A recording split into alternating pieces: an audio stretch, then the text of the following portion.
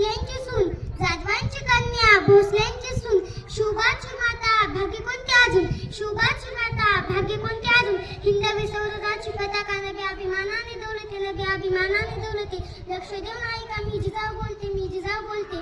आमचा जन्म जाधवाच्या घरी झाला, तेव्हा दारादारात रांगोळ्या काढल्या गेल्या, तोरण लावली गेली आणि हत्तीवरून साखर वाटण्यात आली आणि आमचे नाव जिजाऊ असे ठेवले. आईच्या इच्छा खातर आम्ही 6 भाषा शिकलो. शुभराजे हे आमचं सर्वात धाकट, अतिशय रम्य कठीण परिस्थितीवर मात करून आम्ही शुभराजांना घडविले.